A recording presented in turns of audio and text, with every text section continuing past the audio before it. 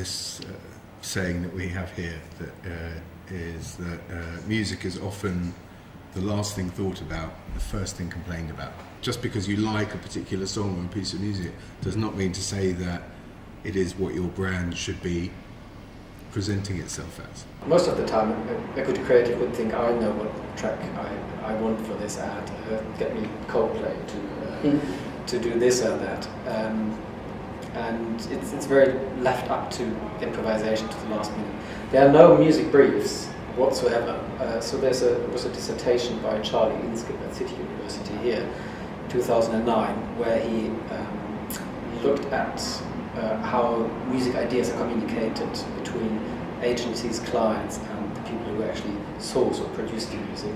And it's informal conversations in the pub, it's a phone call, it's this and that. It's very unrefined stuff. So very, very different to a formal brief where you have here a A4 piece of paper and you have certain categories and everyone knows how to read them and how to act on them. Nothing like that exists in the music.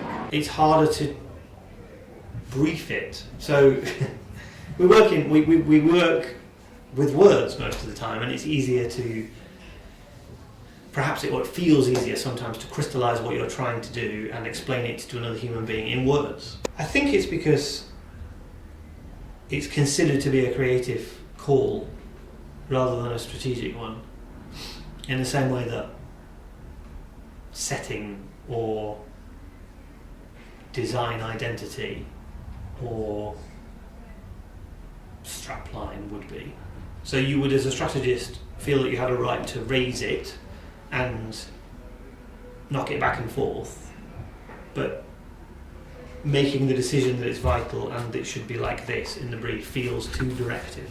Perhaps music's a bit more subjective, and you worry that what I feel when I hear a track might not be what you feel. Mm-hmm. So there's an opportunity for miscommunication in the briefing process.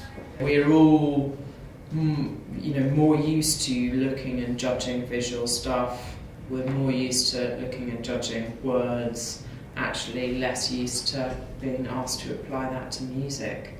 And there are a lot of people who are really not musical, and they feel even less comfortable around that. The bad examples are where you think of it right at the end of the process, and when you haven't got much time left, you don't quite know what you want to do. It's just something on the end, and it's not necessarily that they're ever very harmful. It's just a missed opportunity. This is one of the debates, I think. The problem is, I think clients are not necessarily brought into this discussion at the right time.